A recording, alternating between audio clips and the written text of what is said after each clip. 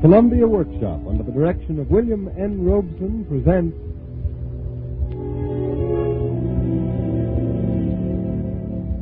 Alice in Wonderland.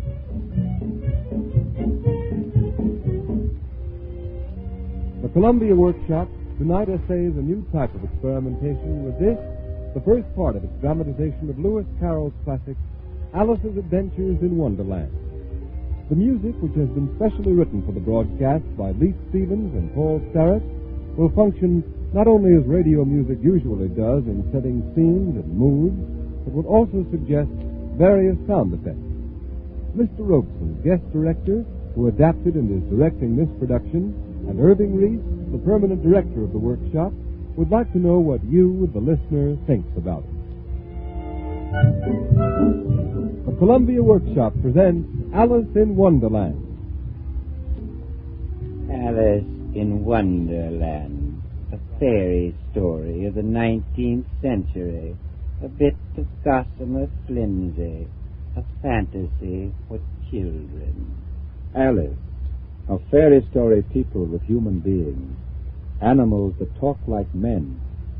Do they mirror men who act like animals? I do not know. I merely wrote a simple story about a little girl for a little girl. Half the world has for 72 years called it childish nonsense. The other half, significant social satire. To me, it has always been simply Alice's Adventures in Wonderland. Alice in Wonderland.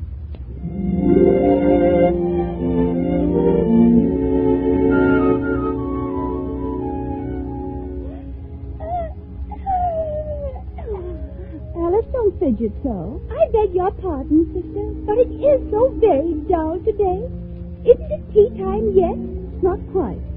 We'll go in to tea when I finish the chapter I'm reading. Why don't you go and pick some daisies? Oh, it's so dreadfully hot to pick daisies.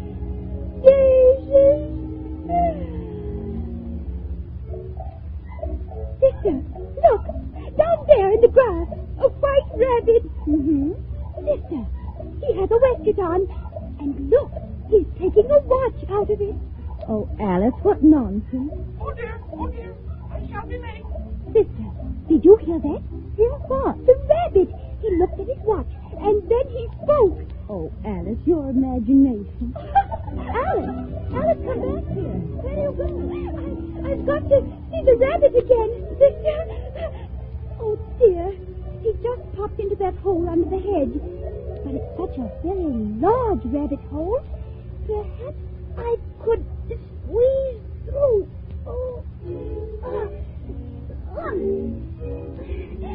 There. I can still see him. He's down at the end. Oh, I must hurry.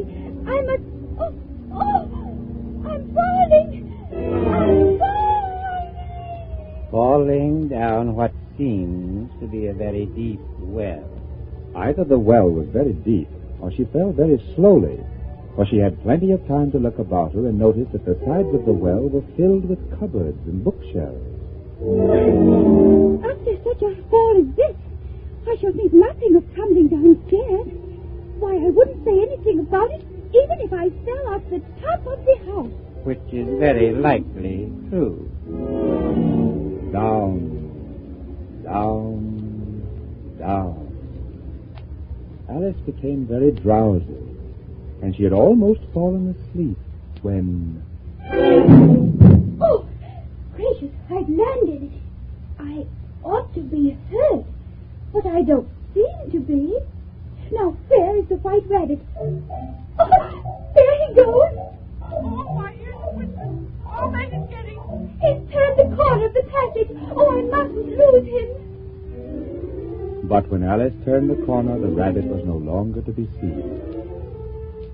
She found herself in a long, low hall with doors all around it, all locked. In the middle was a little three-legged table of solid glass, with nothing on it but a tiny golden key.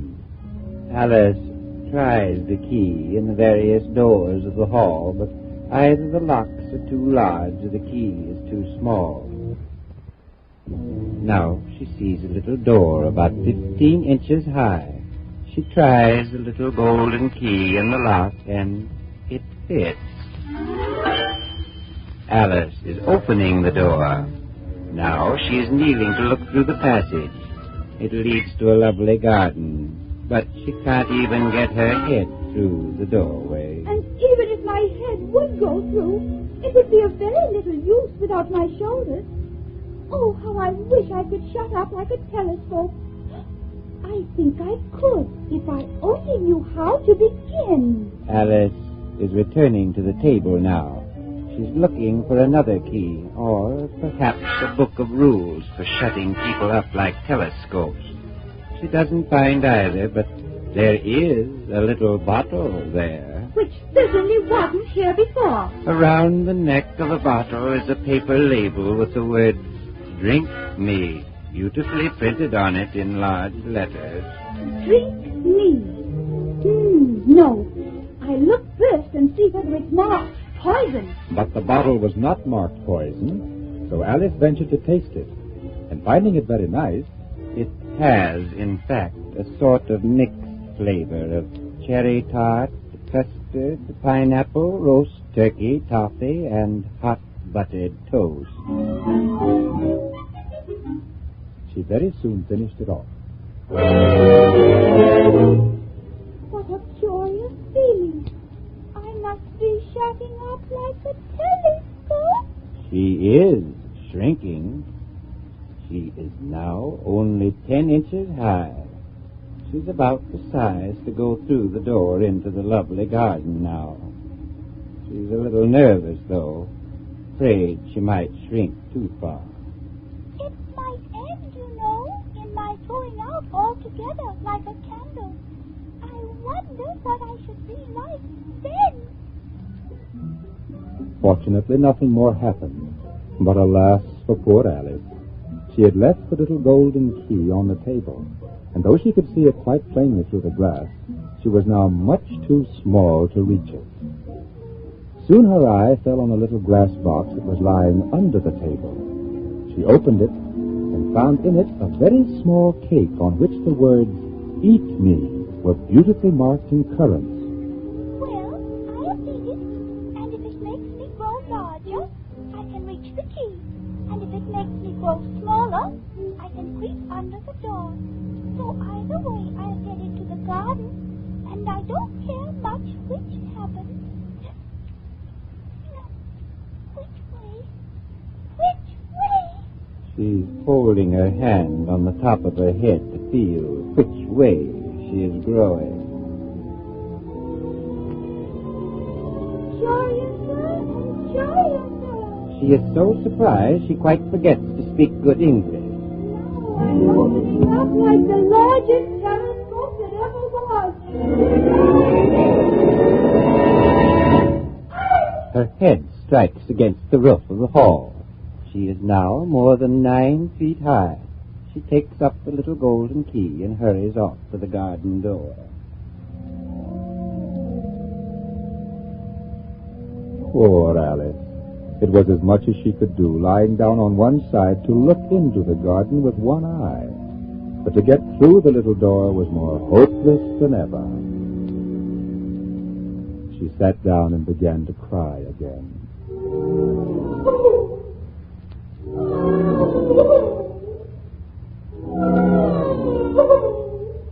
You ought to be ashamed of yourself.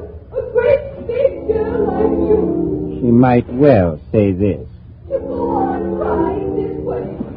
Stop this moment, I tell you. But she went on just the same, shedding gallons of tears until there was a large puddle around her, about 4 inches deep and reaching halfway down the hall.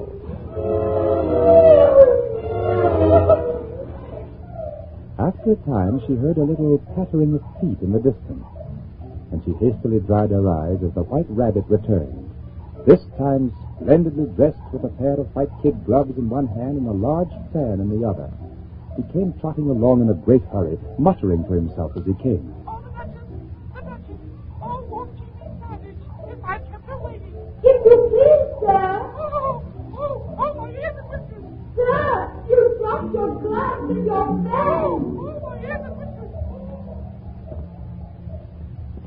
and the white rabbit was gone. Alice took up the fan and gloves, and as the hall was very hot, she started to fan herself. I must be going small again. I am. Now I'm only 2 feet high. I shall go out altogether. It must be the fan. Oh, that was a narrow escape. If I hadn't dropped that fan, it would have been the end of me. But now I'm small enough to get through the door.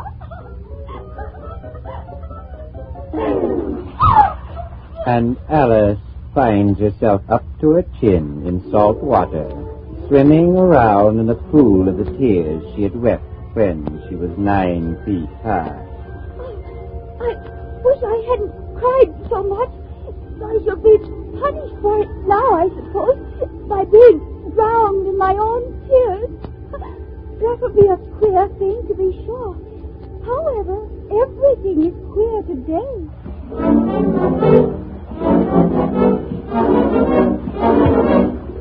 Oh, what a fearful racket. It must at least be a walrus or a hippopotamus. Oh, no. I forgot how small I've grown. It's only a mouse. That is still bigger than I am. Oh, mouse, do you know the way out of this pool? I'm very tired of swimming about here. Oh, mouse. Perhaps it doesn't understand English. I dare say it's a French mouse. Come over with William the Conqueror. Ma shot. First sentence in Alice's French book. Translation, where is my cat? The mouse doesn't like the reference in English or in French. Oh, I beg your pardon. I quite forgot you didn't like cats. Not like that.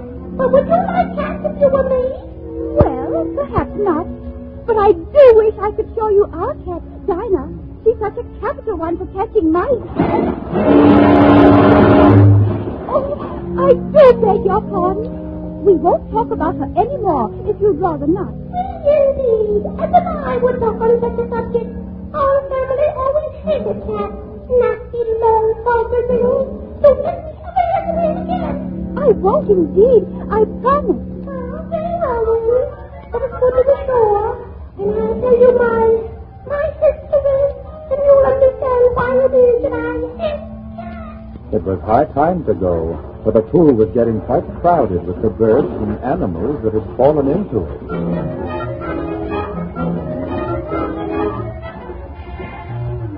There was a duck, and a dodo, a lory, and an eaglet, and several other curious creatures.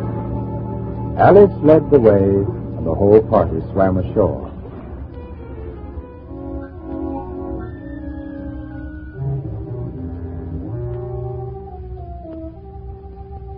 They are indeed a queer-looking party as they assemble on the bank.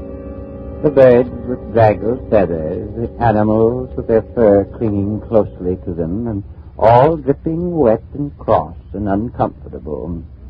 The first question, of course, is how to get dry again, and an argument ensues, which the dodo, who seems to be a person of some authority, finally ends.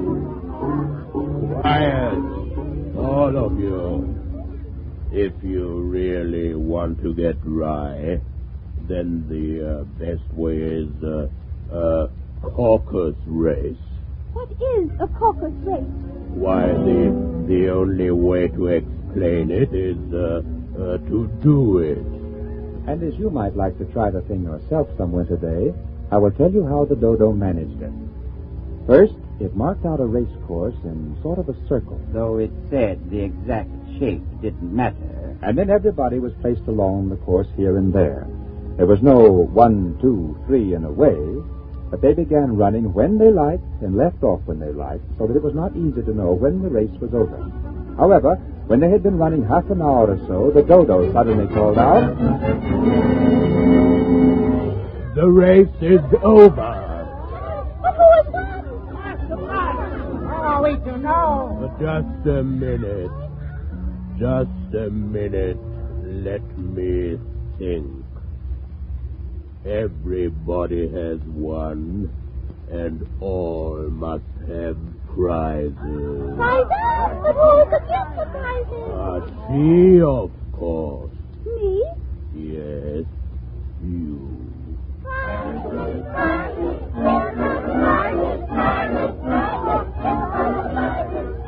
Alice had no idea what to do, and in despair she put her hand in her pocket and pulled out a box of candy Lucky the salt water had not got into it. and handed them around as prizes. There was exactly one apiece all around. But she must have a prize herself, you know. Of course. What else have you got in your pocket, little girl? Only a thimble. Hand it over here. There. Thank you. We beg your acceptance of this elegant thimble. And now, while we eat our prizes... I can't eat mine. It's a thimble. You're lucky. My stomach. I'm choking. Here, some of you cut his back.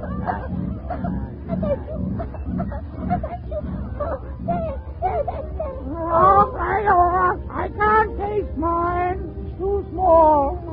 I'm sorry. It's the best I could do. Oh, Mouse, you promised, you know, promise what? To tell me your history and why you hate... you know what? Oh, I live alone and sad tale of old me. I can see it's a long tale, oh, Mouse.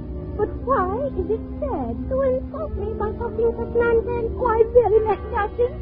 But you're so easily offended, you know. I am afraid. I am very much afraid that you are a waste of time. Oh, please come back and tell us your story. What a pity he wouldn't stay. I wish our Dinah were here. She'd soon fetch it back. And who is Dinah, if I might venture to ask a question? Dinah's our cat. And she's a capital one for catching mice. And, oh, I wish you could see her after the bird. Why, she is a little bird as soon as you look at it. And...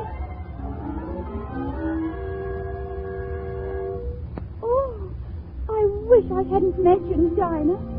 Nobody seems to like her down here. And I'm sure she's the best cat in the world. Oh, my poor Dinah. I wonder if I shall ever see you anymore.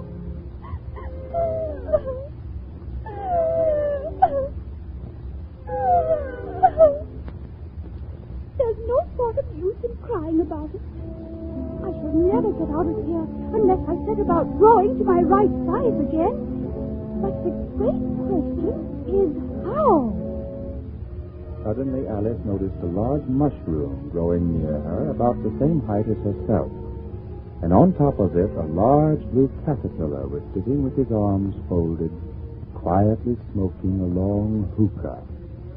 The caterpillar took his languid time about noticing Alice. And who are you? I hardly know, sir, just at present. At least I know who I was when I got up this morning. What do you mean by that? Explain yourself. I can't explain myself, I'm afraid, sir, because I'm not myself, you see? I don't see. I'm afraid I can't put it more clearly, for I can't understand it myself to begin with. And seeing so many different sizes in a day is very confusing. It isn't. If you changed as much as I have today, you'd feel a little queer, too. Not a bit. Well, perhaps your feelings are different. But it feels very queer to me. You? Well, who are you? I think you ought to tell me who you are first. Why? Oh, I'm afraid we're not getting anywhere at all. Come back here. I've something important to say. Well, what is it? Keep your temper. Is that all? Yes. Good day to you, my dear. But... One side will make you grow taller. The other side will make you grow shorter. One side of what? The other side of what? Of the mushroom. Now, how can he tell which are the two sides of the mushroom when it's perfectly round? Maybe if I stretch my arms around as far as they can go and break off a bit of the edge with each hand. There. And now, which is which? I guess I'll try the right hand piece first. Oh! I'm getting smaller so quick my chin hit my foot. I'll have to eat some of the left hand piece right away. It is so hard to get my mouth open. There. Whoa, my head's free at last. As she grew larger, she saw across the top of the mushroom a little house about 4 feet high. I can never visit that lovely place if I go to my full size, so I'd better stop here. She is nibbling a little on the right-hand piece. Now, a quick nibble on the left-hand piece. She is now established at 9 inches. As she approached the house, a fish, dressed in a footman's livery, came running out of the woods and rapped loudly on the door. It was opened by another footman in livery, who was really a frog. Alice crept behind a bush to listen as the fish footman presented a great letter nearly as large as himself.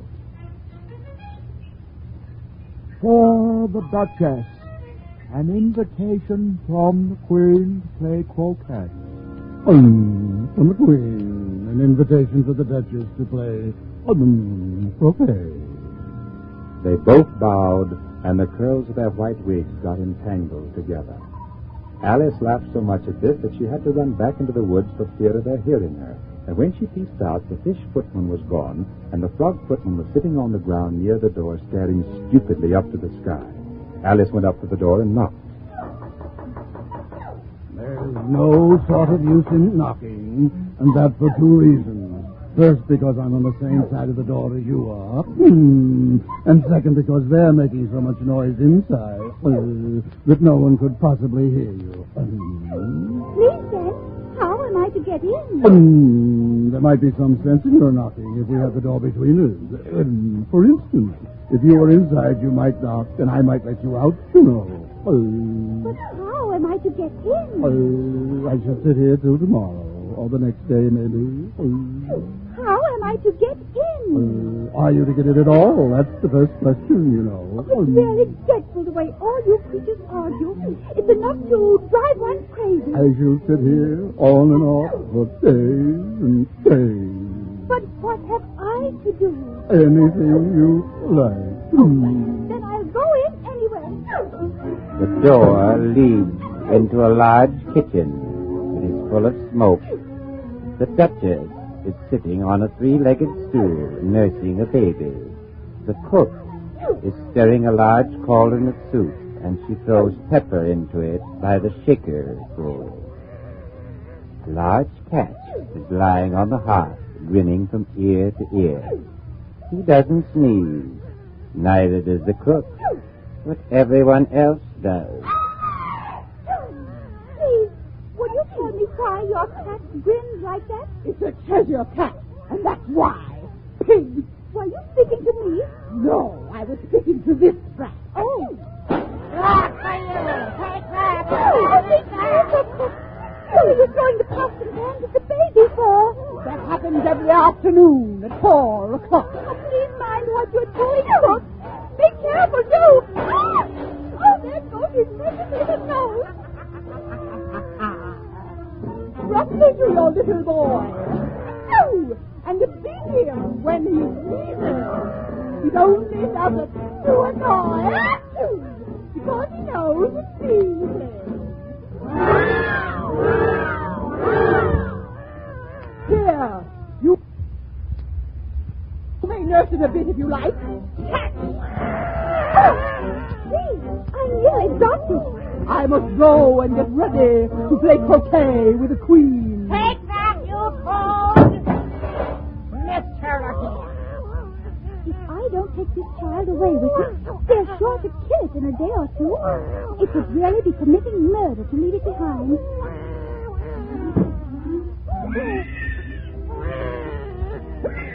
Oh, don't squeal, my dear. That's not at all the proper way of expressing yourself.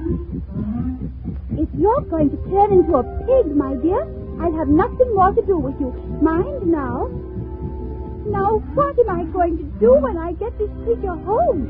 I guess there'll be no taking you home. You'll be happier up there in the woods. Oh, run on. If it had grown up, it would have made a dreadfully ugly child. But it makes rather a handsome pig, I think. And she began thinking over other children she knew who might do very well as pigs, when she was a little startled to see the Cheshire Cat sitting in the bough of a tree a few yards off. Hello, Cheshire Puss. Would you please tell me which way I ought to go from here? That depends a good deal upon where you want to get to. I don't care. Where? Well, it doesn't matter which way you go. What sort of people live round here? That direction lives the Hatter. That direction lives the Marquette. Visit either, both of them. But I don't want to go among mad people. Oh, you can't help that. We're all mad here. I'm mad. You're mad. How do you know I'm mad? Oh, must be. Wouldn't have come here. Oh, you'll play croquet with the queen today? I should like it very much, but I haven't been invited yet. You'll see me there. Well, he's disappeared into thin air. No, here he comes back. Bye. What became of my baby? I nearly forgot to ask. It turned into a pig. I always thought it would. I wonder if he's disappeared for good now. Well, who shall I go to visit? I've seen hatters before, so I imagine the lost hair will be the most interesting. And since this is May, it won't be raving mad. At least not so mad as it was in March. Oh, did you say pig or pig? I said pig. All right. This time it vanished quite slowly, beginning with the end of the tail and ending with the grin which remained some time after the rest of it had gone.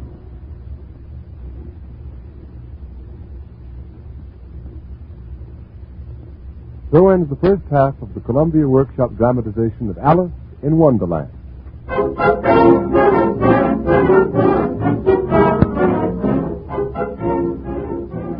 Next Sunday at this same time, the workshop will present the second half of this immortal classic, Alice's visit to the Mad Tea Party, the Queen's Croquet Games, the Mock Turtle Story, the Lobster Quadrille, and the exciting climax when all Wonderland attends the trial to determine who stole the toy.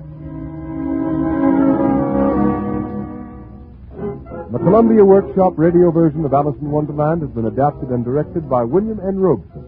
Paul Starrett and Leap Stevens wrote the original musical score, and Mr. Stevens conducted the orchestra. This is the Columbia Broadcasting System.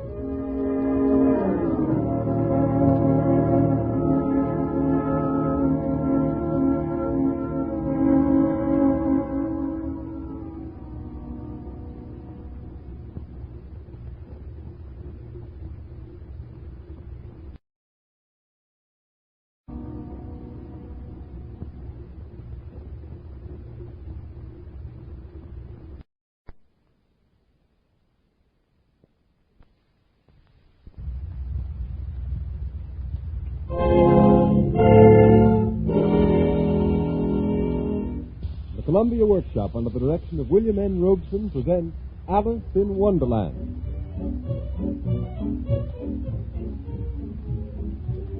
Tonight, the Workshop offers the second part of its experimental radio version of Lewis Carroll's immortal classic, Alice's Adventures in Wonderland, with a special musical score composed by Leith Stevens and Paul Starrett. The Workshop wishes to thank the many listeners who have expressed their valuable reactions to last week's broadcast, in which was inaugurated this, our first venture into the field of musical experimentation. Your criticisms and comments upon tonight's production will be equally valued. The Columbia Workshop presents Alice in Wonderland. It all started with Alice's curiosity about a white rabbit who hopped by as she and her sister sat by the bank of a stream. Oh dear, I shall be late. Before she knew it, Alice was falling down what seemed to be a deep well, at the bottom of which, among other curious creatures, she met a mouse.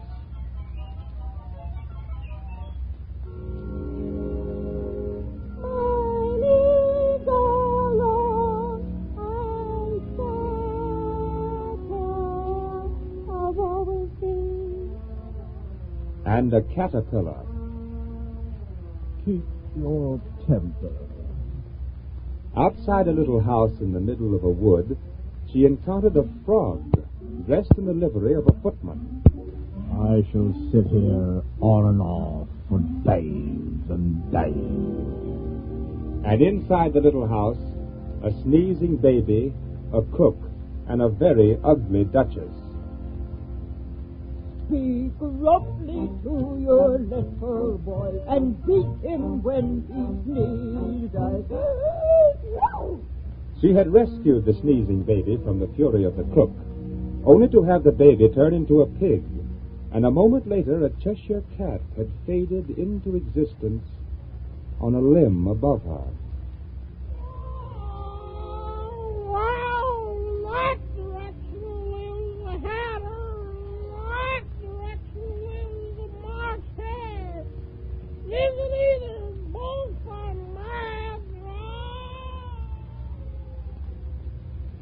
She had not gone much further before she came upon the house of the March Hare. She is sure it is the right house, because the chimneys are shaped like ears, and the roof is thatched with fur.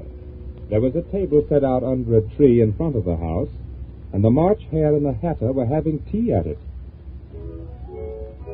A dormouse is sitting between them, fast asleep. The March Hare and the Hatter are using him as a cushion, resting their elbows on him. They aren't at all anxious to have Alice's company. No more. There's plenty of room, and I'm going to sit down. There. What's wine? I don't see any wine, March Hare. There isn't any. Then it wasn't very civil of you to offer it. It wasn't very civil of you to sit down without being invited. I didn't know it was your table. It's made for a great many more than three. Your hair wants petting. Oh, you should learn not to make personal remarks, Heather. It's very rude. Why is a raven like a writing desk? I'm glad you're going to ask riddles. That'll be fun. I believe I can guess that one. You mean that you think you can find out the answer to it? Exactly so. Well, then you should say what you mean. I do. At least I mean what I say. That's the same thing, you know. Not the same thing a bit. You might just as well say that I see what I eat. It's the same thing as I eat what I see. You might just as well say that I like what I get is the same thing as I get what I like. You might just as well say that I breathe when I sleep is the same thing as I sleep when I breathe. It is the same thing for you, Dormouse. Oh, I must answer that riddle before they forget it. Now, let me see. Why is a raven like a writing desk? A raven? Writing desk? Raven? What day of the month is it? The fall. This watch is 2 days wrong. I told you butter wouldn't suit the work. It was the very best butter. Yes, but some crumbs must have got in as well. You shouldn't have put it in with the bread knife. But it was the best butter. Let me dip it in the tea. It might wash the crumbs out. Oh, what a funny watch. It tells the day of the month and doesn't tell what o'clock it is. Why should it? Does your watch tell you what year it is? Of course not. But that's because it stays the same year for such a long time together. Which is just the case with mine. I don't quite understand you. The dormouse is asleep again. Oh, no, I heard everything you fellows said. Have you guessed the riddle yet? No, I give up. What's the answer? I haven't the slightest idea. Nor I. I think you might do something better with the time than wasting it in asking riddles that have no answer. Ah, if you knew time as well as I do, you wouldn't talk about wasting it. It's him. I don't know what you mean. Of course you don't. I dare say you never even spoke to time. Perhaps not, but I know I had to beat time when I learned music. Ah, that accounts for it. He won't stand beating. I know. He and I quarreled last March, just before he, the March Hare, went mad, you know. It was at the great concert given by the Queen of Hearts, and I had to sing. Twinkle, twinkle, little bat, how I wonder what you're at. You know the song, perhaps? I've heard something like it. It goes on, you know, in this way. Up above the world you fly, like a tea tray in the sky. Twinkle, twinkle, little bat. Be quiet, Dormouse. Stop singing. Well, I've hardly finished the first verse when the Queen bawled out, "He's murdering the time! Off with his head!" How dreadfully savage. And ever since that, he won't do a thing, I ask. It's always 6 o'clock now. Is that the reason so many tea things are put out here? Yes, that's it. It's always tea time. And we've no time to wash the things between while. Then you keep moving round, I suppose, from one seat to the next? Exactly so, as the things get used up. But what happens when you come to the beginning again? Oh, take some more tea. I've had nothing yet, so I can't take more. You mean you can't take less? It's very easy to take more than nothing. Nobody asks your opinion. Who's making personal remarks now? You. I want a clean spot. Let's move up one place. But then you're the only one who gets the clean place. And I'll have to sit where the March Hare sat, and he'd upset the milk jug into his plate. We move only one seat over, and if you don't like that... You don't have to drink the tea you haven't yet had. This piece of rudeness was more than Alice could bear. She got up in great disgust and walked off.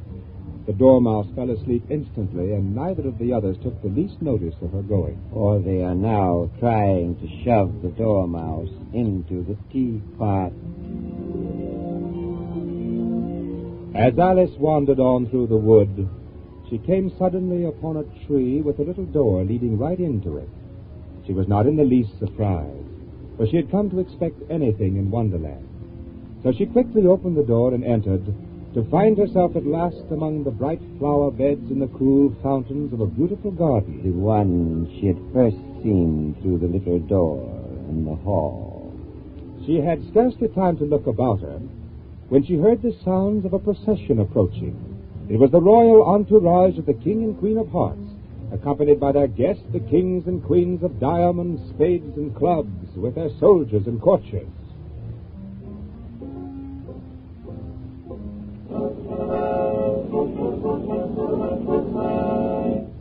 When the procession came opposite to Alice, it stopped, and everybody looked at her as the Queen of Hearts spoke. Who is this? How did she get in here? Speak, child. What's your name? My name is Alice. So please, Your Majesty. Alice. What's your name? Why, they're only a pack of cards, after all. I needn't be afraid of them. She has no business being Alice. Off with her head. Off with her. Nonsense. Oh, consider, my dear, that she's only a child. She has a head, King. Oh, but my dear consort. Mind your own. Yes, my dear. On with the procession. For the present, child, you may keep your head. That's dreadfully kind of you.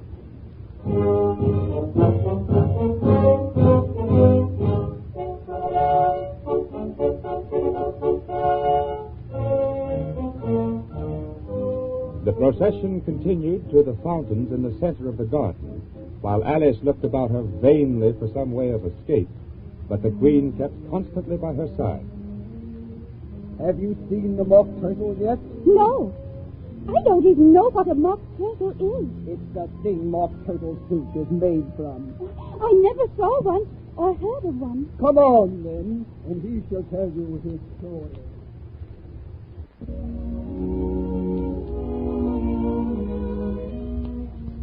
After a little walk, the Queen and Alice came upon a griffin lying fast asleep in the sun. If you don't know what a griffin is, there's very little use in telling you, or you wouldn't believe it anyway. He is sort of half lion, half eagle, half... I knew you wouldn't believe it. Up, lazy things! And take this young lady to see the mock turtle, and to hear his story. I must go back and see after some executions I have. What fun? What is the fun? Why, it's all her fancy that they never execute nobody, you know. Come on. They had not gone far before they saw the mock turtle in the distance, sitting sad and lonely on a little ledge of rock. And as they came nearer, Alice could hear him sighing as if his heart would break. She pitied him deeply. Oh, what is his sorrow? It's all his fancy that he hasn't got no sorrow, you know. This here young lady, she wants for to know your history, she do. I'll tell her. Sit down, both of you, and don't speak a word till I've finished. I don't see how he can ever finish if he doesn't begin. Once, I was a real turtle. When we were little, we went to school in the sea. The master was an old turtle. We used to call him Tortoise. Why did you call him Tortoise if he was a turtle? We called him Tortoise because he taught us. Really, you're very dull. You ought to be ashamed of yourself for asking such a simple question. Drive on, old fellow. Don't be all day about it. Yes. We went to school in the sea, though you mayn't believe it. I never said I didn't. You did. Hold your tongue, little girl. Yes. We had the best of education. In fact, we went to school every day. I've been to day school, too. What did you study? Reeling and writhing, of course, to begin with. And then the different branches of arithmetic. Addition, subtraction, amplification, and division. And what else had you to learn? Well, there was mystery. Mystery, ancient and modern, with geography. Then drawing. The drawing master was an old conger eel that used to come once a week. He taught us drawing, stretching, and facing in coils. What was that like? Well, I can't show it to you myself. I'm too stiff. And the griffin never learned it. Ahead in time. I went to the classical master, though. He was an old crab, he was. I never went to him.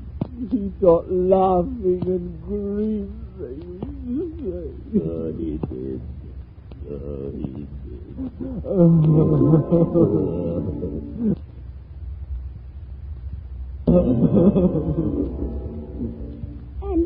how many hours a day did you do lessons? 10 hours the first day, 9 the next, and so on. What a curious plan. That's the reason they are called lessons, because they listen from day to day. Then the 11th day must have been a holiday. Of course it was. And how did you manage on the 12th? That's enough about lessons. Tell her something about the games now. Oh, must I really? Yes, you must. Oh, all right. You may not have lived much under the sea. Oh, I haven't. And perhaps you were never even introduced to a lobster. I once tasted Oh, no, never, never. So you can have no idea what a delightful thing a lobster quadrille is. No, indeed. What sort of a dance is it? Why, you first form into a line along the seashore. 2 lines. Seals, turtles, salmon, and so on.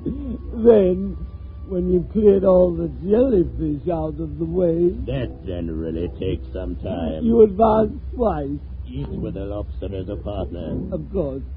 Advance twice, set the partners. Change lobsters and retire in same order. Then you know you throw the lobsters as far out to sea as you can. Swim after them. Turn some salt in the sea. Change lobsters again. Back to land again. And that's all there is to the first figure.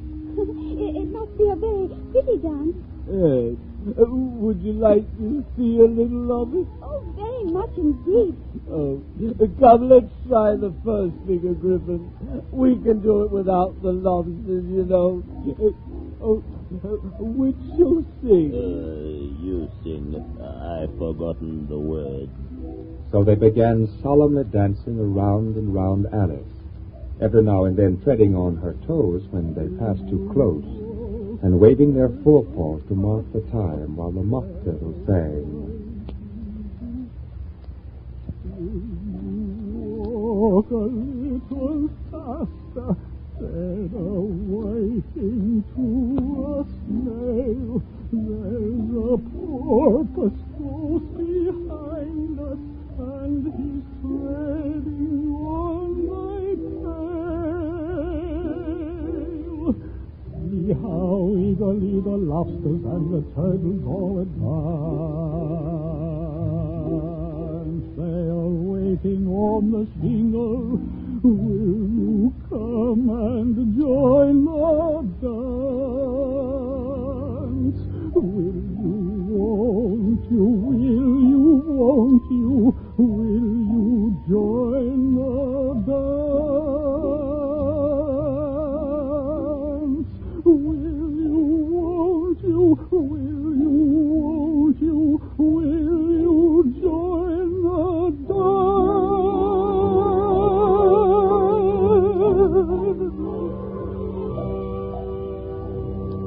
Thank you.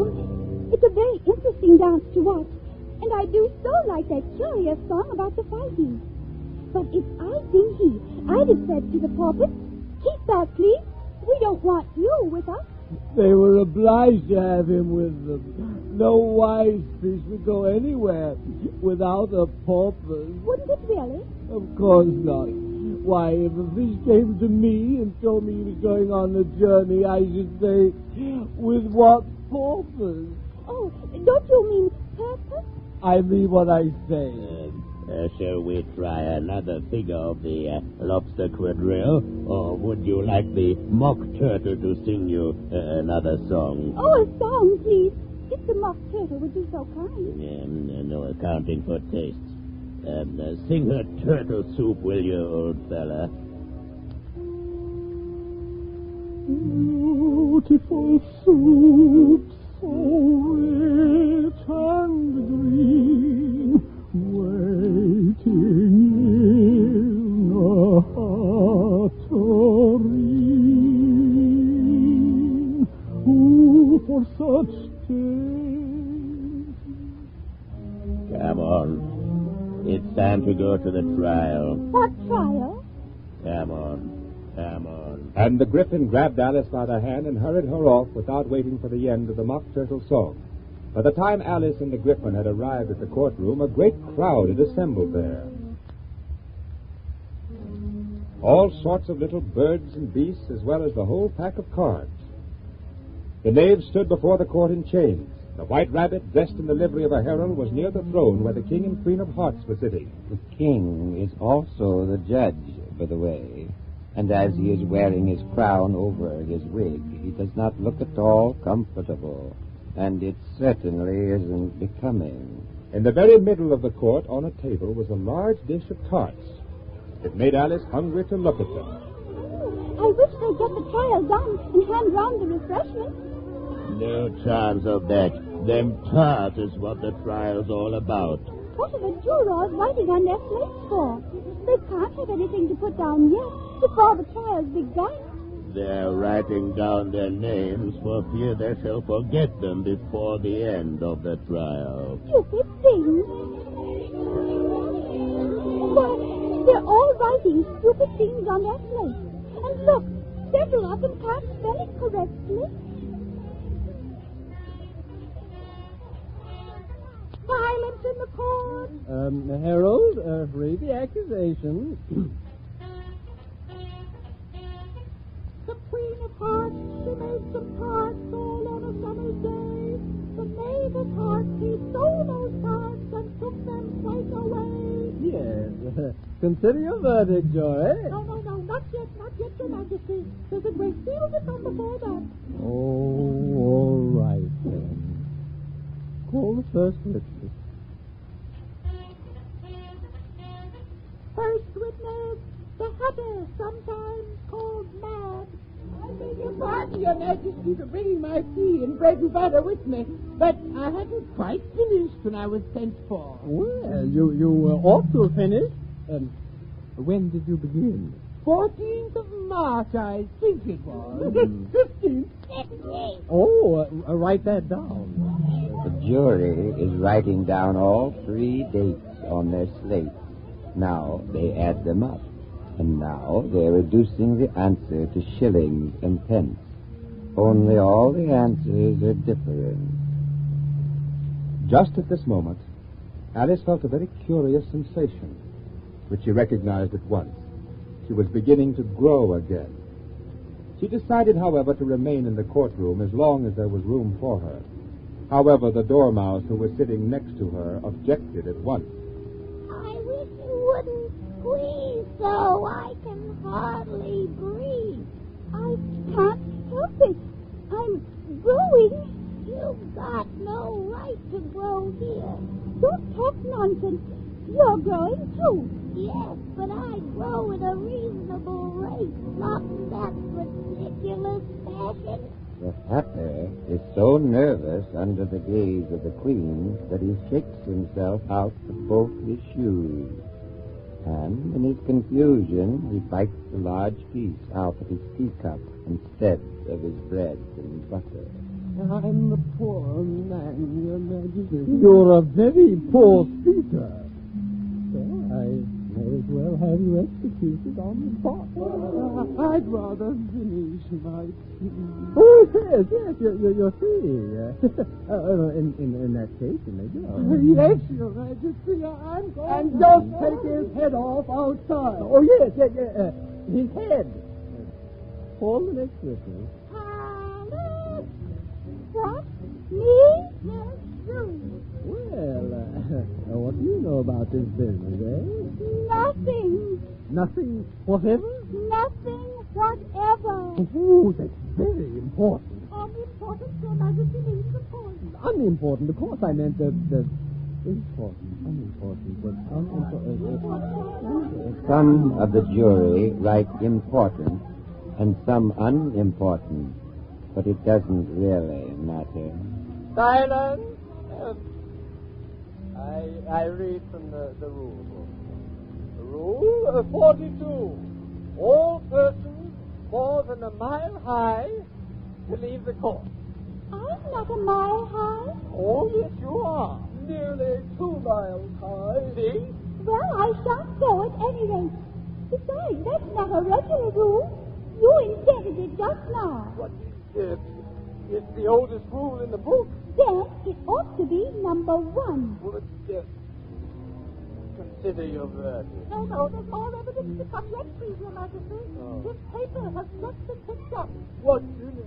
I haven't opened it yet, but it seems to be a letter written by the prisoner to somebody. Well, it must have been that, unless it was written to nobody, which isn't at all usual, you know. Well, Mr. Majesty, it isn't directed at all. In fact, there's nothing written on the outside. Oh, it isn't a letter after all. It's a set of verses. Are they in the prisoner's handwriting? No, they're not. Oh, he must have imitated somebody else's hand. That proves his guilt. Go off with his head. It doesn't prove anything of the sort. Why, you don't even know what the verses are about. Oh, read them. Where should I begin, please, Your Majesty? Begin anywhere and stop when you like. She gave me a good character, but said I could not swim. He sent them word I had not gone. We knew it to be true. If she should push the matter on, what would become of you? I gave her 1. They gave him 2. You gave us 3 or more. They all returned from him to you, though they were mine before. I think that's about enough, Your Majesty. Oh, that's the most important piece of evidence we've heard yet. So, now let the jury... I don't believe there's an atom of meaning in it. Oh, if there's no meaning in it, Alice, that saves a world of trouble, you know, as we needn't try to find any. Yes, I don't know. I seem to find there's some meaning here. Said I could not swim. Well, you can't swim, can you, Mary? Do I look like him? He certainly doesn't, being made entirely of cardboard. Well, all right so far. Now continue. We know it to be true. That's the jury, of course. If she should push the method on. Oh, that must be the Queen. What would become of you? Yes, what indeed? I gave her 1. They gave him 2. Why, that must be what he did with the tarts, you know. But it goes on. They all return from him to you. Well, there they are. And so they are. The tarts are on the table. Nothing can be clearer than that, eh? No.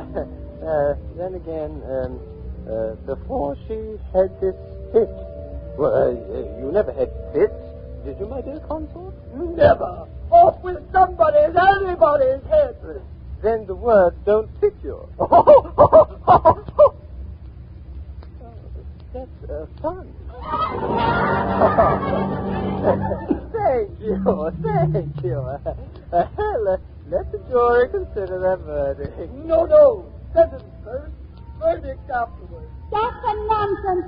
The idea of having the sentence first. Hold your tongue. I won't. Off with her head. But nobody moves, for Alice, who is now her full size and much too large for them to try to do anything about it, stands up, dumping the jury box and its occupant onto the courtroom floor.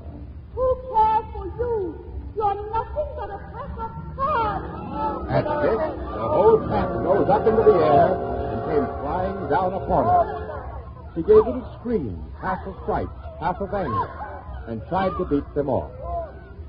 Then she found herself lying on the bank, with her head in the lap of her sister, who was gently brushing away some dead leaves that had fluttered down from the trees upon her face. Wake up, Alice, dear. Oh, what a long sleep you've had. Oh, sister, I've had such a curious dream. All about a white rabbit, and a mock turtle, and a mad hatter, and the Queen of Hearts, and a whole pack of cards. And so ends the Columbia Workshop's dramatization of Alice in Wonderland. Alice was played by Helen Clare. William N. Robeson adapted and directed the production.